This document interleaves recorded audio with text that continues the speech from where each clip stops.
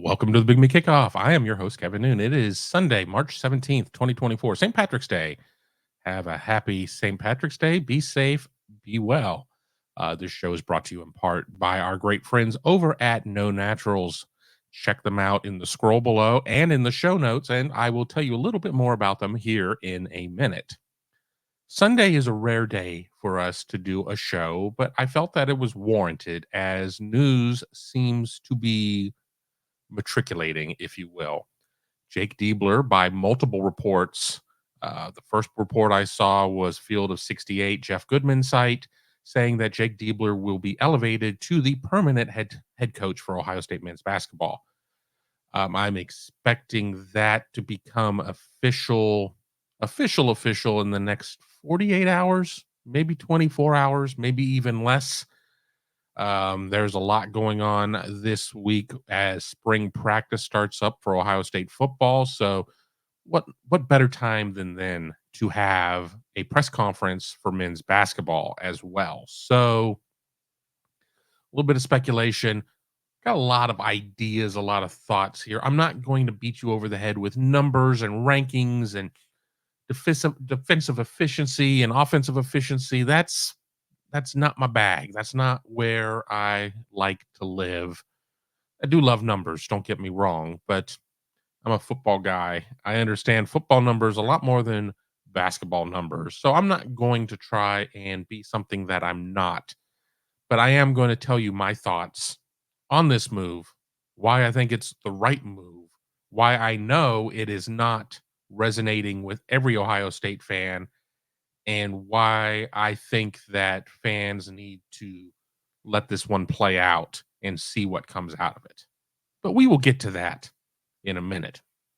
As I said, it is St. Patrick's Day, and corned beef and cabbage and green beer and all of that stuff is out there. But what if you don't want to have any green beer? What if you're at home watching basketball, watching the selection show, and you want to have a little bit of good feelings without getting dragged down with beer, bourbon, or anything like that? May I recommend our friends and partners over at nonaturals.com. Are you ready for an entirely different edible experience? Welcome to No Naturals, where we're shattering the stereotype of one note, slow acting gummies. Forget waiting over an hour to feel the effects. Our gummies are fast acting, just 15 to 30 minutes. You're not just choosing a flavor, you're choosing your vibe with 5 core experiences and 6 custom combos. You're in full control. Whether it's energy and focus without the crash, a peaceful slumber that lasts all night, or a game changing burst of bliss and euphoria, these edibles are the real deal. And the best part, you don't need a doctor's recommendation. No Natural Gummies are dispensary quality and discreetly delivered right to your door. So whether you're craving a productivity boost, a good night's sleep, or some blissful euphoria, say hello to No Naturals. Try them today and use code HIRISH25 for 25% off your order at shop.nonaturals.com. That is a limited deal that expires today. That deal runs through St. Patrick's Day. So if you're watching us now, get in on that deal. If you don't get in on that deal, you can use code HUDDLE10 to get 10% off, but 25%, that's like double and then some. So why not? Know your edibles, know your experience, No Naturals. So I want to thank our friends over at No Naturals. Hopefully, we will be entering a longer term deal with them as a presenting sponsor of the Big Me Kickoff. Now, I know that football is king when it comes to Ohio State fandom and interest. And even this show, we do basketball shows, and the numbers don't exactly add up to where the football shows are. But with Ohio State football coming off of spring break, we have not seen the team in a week. We will get to see Ryan Day on Tuesday to give us some updates as the team gets back into action. All the news is on basketball. Championship week is almost done as of the time that we're recording this. The Big Ten game has not quite tipped off yet. Got some thoughts on that one too. With Ohio State's game against Illinois, I don't know if we'll get to it. We'll see. These shows are very organic in as to what I get to when I'm recording one. Yeah, I didn't do a live show this week. I'm sorry, sue me. doing some stuff with Spectrum News for the high school Final Four in basketball, and had to put in a shift over there at Spectrum, and just kind of ran out of time. But basketball is what we are talking about right now, is what a lot of people are talking about, and the vacancy at Ohio State. And you look nationally, and we're starting to see these jobs open up. Michigan let go of Juwan Howard. The Louisville job is open. There are more jobs opening up. Indiana is going to hold on to Mike Woodson. They gave him the vote of confidence, said that he's coming back for at least one more year. But you start to line up for coaches out there, and there's a lot into a coaching search. When you are an Ohio State sports fan, you are used to the Ohio State football job, which is rarely open, being one of the premier jobs, and everybody and their uncle reaching out through surrogates or whatever to find out, gauge interest on Ohio State and see if they can get it. Ohio State basketball is not of that same caliber in perception, and we've talked about this before. There are going to be a lot of coaches out there that just want to be the center of attention, and being a basketball coach at a football school, sometimes you are relegated to the shadows a little bit. I have said this and people have argued with me, but I still maintain this. Ohio State could win 10 national championships in 10 years in men's basketball, and fans will still say, "Yeah, but when is football?" And I mean, I like covering Ohio State basketball. I genuinely like the members of this team. I did not cover nearly as much Ohio State basketball this year as I have in previous years. Tony Gerdeman did a really good job taking care of all of that. I tagged in a little bit more at the end of the season, but I really enjoy the product. I really enjoy the people. I just enjoy it all. Obviously, the season ran into a brick wall headwise under Chris Holtman, and I know we've already kind of talked about it previously. He's taken the job at DePaul. Wish him well. It is easy to say, I wish more people would come out and be like, yeah, I'm disappointed with how the Chris Holtman era ended, but I wish him well. There are a lot of comments out there, and I'm not the comment police. I'm not. So don't shoot me angry emails about, you just stay in your lane and you worry about you and I'll worry about me. But there are a lot of things of people saying unfair things about Holt. And I'm hoping that with this impending news, that a lot of that will be put to bed. Now, I'm a realist. I've done this for a long time. I started covering Ohio State one way, shape, or form in 1995, left for several years, and then came back in 2006, and have not been able to get rid of me since. And then I did go to Ohio State, as you know. But I'm I'm excited by this news that Ohio State appears to be just moments away from hiring Jake Diebler as its permanent, and I use that term loosely because there's no such thing as truly a permanent coach. You're there at the pleasure of the AD and the trustees and everything else, but removing the interim tag. And there are certainly going to be some detractors to this. But let me get back to my other point, is there is going to be a group of coaches that you're probably not going to be able to land as a football school. And I know that I'm going to hear from people about schools that can do both well. And that is just that's an intersection of time where that happens. And if that were the norm, hell, if that were happening 51%, if that were happening 50.1%, I wouldn't make my comments. I wouldn't say this, but that is not happening. So I really do believe that there is a certain coach, and that's not saying these certain coaches are better than the other coaches. There's just certain coaches that, whether it be ego or whatever that just don't want to play second fiddle at a football school. Thad Matta was a very different example of a coach who he really understood how to leverage football for basketball. He is not the first coach in the history of coaching to do visits and bring players in so they can go to football games. He didn't invent that wheel, but he certainly did not view football as a competitor to his product. He knew what it was. So I only say that because there are going to be people that think that if this Diebler news is true, which I have spoken to sources that have told me that it is true and it is moving along rapidly as they try to get contract language together and everything else. I think this is a good move. Now, let me go through what the detractors are probably saying. And I think that the biggest thing that I have heard, well, a couple. One, this is a guy who learned at the hip of Chris Holtmann.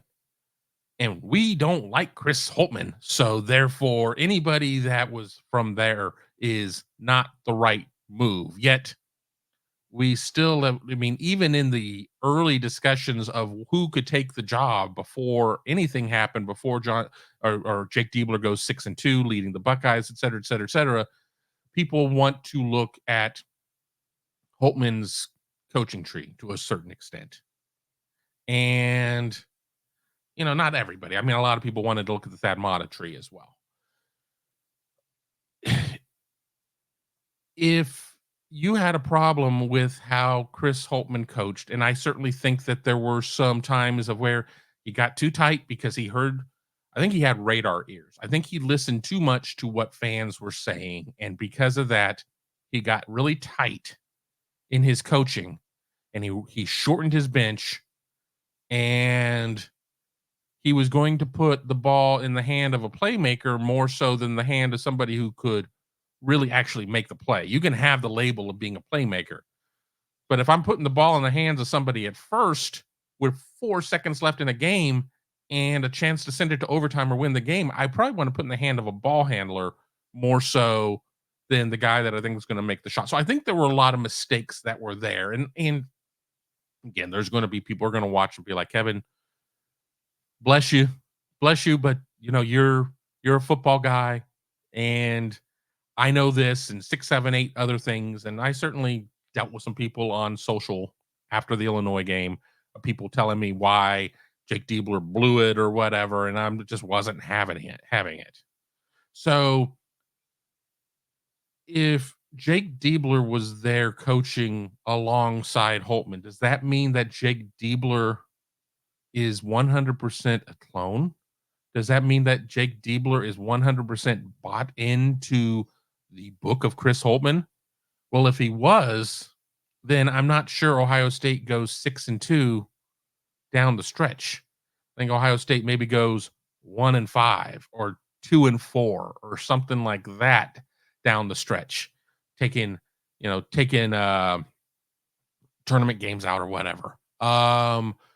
I think it's a case of if you're in the huddle and you're seeing firsthand up close what's not working, and you have a great depth of knowledge of of basketball, and you're like, wow, I have study after study after study, whether it be dropping an 18-point lead to Penn State early in the season or whatever. You probably understand better than anybody what needs to probably be done differently. Now, does that necessarily port into next season or the following season when the pieces are different? When you don't have a Jamison Battle, you don't have a Zed Key, you don't have the 4 seniors who walked, you don't have if anybody transfers, which I'm not really expecting a ton of portal activity out with this continuity hire. I don't know. I think people also don't like the timing of this. And I'm going to refute that with this. And their argument is If you're going to just hire the internal guy, why do you have to do it here in the March teens? Why don't you take this into April? I mean, which in short is, why don't you see what the field is and see who else is out there to interview? Well, let's not forget Ohio State, by multiple reports, including one in the Columbus Dispatch by Adam Jardy, Ohio State seemed to have already narrowed it down to Jake Diebler and to Dusty May of Florida Atlantic. And if Ohio State would have announced the hiring of Dusty May, would the people who don't like the timing be as at odds with this? I just think it's more of a case of, it's not the timing per se. I think it's the lack of splash. Jake Diebler, in terms of marquee space of what you're going to get on, on the billboard, is not a huge, sexy hire. I don't know if Ohio State was necessarily looking at a lot of huge, sexy hires. Going back to the first point I made about it takes a certain coach to come in at a football school. Is Greg McDermott that sexy hire? No. I mean, Lamont Paris at USC, South Carolina, that is. I never call South Carolina USC. I don't know what happened there. And I haven't even had any green beer yet. Maybe he would have been a little bit more of a sexy hire coming out of a high major program in South Carolina. But even with that, it's not like Ohio State was out interviewing John Calipari, was out, interviewing Brad Stevens or whatever. That just probably was not going to be the case. And to the credit of the people who are maybe wait and see or worse on this hire, they remember Jake Diebler coming into this program as a video assistant. He came in kind of as the lowest rung on the coaching ladder that there is, more so than being a student manager or whatever. And that's, love the student managers. They do great work with what they do. Different thing altogether. He came in the lowest rung of the coaching ladder, is now, the interim coach, and has worked his way up to presumably the real permanent head coaching position with Ohio State. Now, let's look at what Ohio State has done. And again, I'm not going to pull out numbers. It's not always an apples to apples situation. And I can sit there and say Ohio State has scored X amount of points more and allowed X amount fewer, and their points per possession is this versus that. I mean, okay. But Ohio State, can you sit there and say that the 8 games we're talking about are a full microcosm of the entire season prior? And no, you can't. As I hit my microphone. But Ohio State did beat Purdue. Ohio State did beat Michigan State. Ohio State did go to Rutgers. And yes, Rutgers is kind of, sliding into the turlet at the end of the stretch. Did go to Minneapolis and beat Iowa. Did go to Minneapolis and coulda, woulda, shoulda beat Illinois if the officials would have called a foul on Illinois in the final 6 minutes and change. But that's neither here nor there. Funny side story I'll add, and hopefully I don't derail myself, is it would have been better for Ohio State if Jake Diebler were already kind of the head coach at that point, because I don't know if he was in a position to ride the officials the way that he should have. We've already kind of talked about how tilted the foul calls were, 27-13. Ohio State had a couple of players foul out, had a couple more players with 4. For Illinois, Terrence Shannon had 4 fouls, and then the refs lost the whistle at that point and never called anything against him. And, there you go. And we are going to break into this right now to say that the Jake Diebler hire is official. Is official. I just received notification that it is official. So once again, I am recording a show. I am recording a show with breaking news completely invalidating the first 20 minutes of the show, but that's fine. That's fine. We're just here having a conversation. Not going to hurt anybody. Okay, maybe this show doesn't get watched as much as one that we will do later today. I'm sure, whether it's Tom and Tony or the three of us or some variation of the group. But now we can quit speaking in the what if terms. Now we can speak in the reality. This is, this is done. This is done. Let me send a message to Tom and Tony right now, because they're recording something, so I won't be on that show, and they're probably recording the show of it's official. So again, my show gets kind of whatever, but that's fine. That's fine. I should have sat downstairs and played with the dog for 15 minutes before I came up here. I could have had the show done at least, but then we wouldn't have the news. So now we have it. So Jake Diebler is now the official head coach for Ohio State. I have not seen contract details at this point.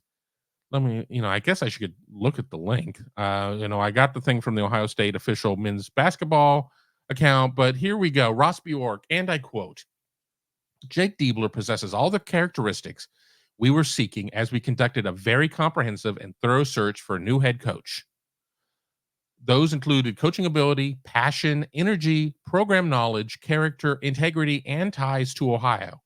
As an Ohio native, the son of a longtime high school coach with deep connections to Ohio State, Jake knows what it takes to lead this program on a championship course. I'd like to thank Dan Cloran, our executive associate AD, who oversees the men's basketball program, for his efforts throughout the search. Let me keep scrolling through here.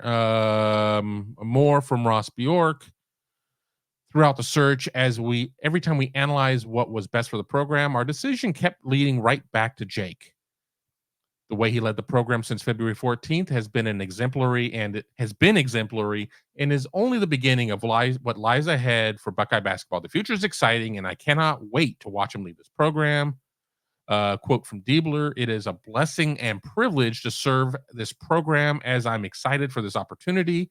I'd like to thank Ross Bjork and President Carter for believing in me and the vision that I have moving forward. Ohio State basketball is special and means so much to me and my family. I look forward to serving the entire Ohio State basketball family as best as I possibly can. So there you go. That's what we got there. I guess with the news being official and the fact that if you've made it this far, you're excited. If you're looking and you're thumbing through headlines and you're like, well, this show is prior to all of that, I should probably just call it a show and reboot and do something else. So we will see what happens there. Be sure to keep it locked in here at youtube.com/Buckeye Huddle. Subscribe to the channel. Give us a thumbs up. Hit that bell. Don't miss a single episode of any of our great programming. If you're listening on any of your favorite podcasting platforms, 5-star review is a must. It helps us with our distribution to Buckeye fans. And keep it locked in. This upcoming week, I am sure we will have a press conference with Jake Diebler at some point this week, as well as 3 days of availability with Ohio State football. All of that and more at BuckeyeHuddle.com, and of course here on the Big Me Kickoff. But until then, have a wonderful St. Patrick's Day. Be safe. Have a green beer or two or some no naturals, whatever suits you. I'm probably not having in corned beef and cabbage. I'm more of a pastrami guy. But until the next time, thanks a lot and talk to you soon.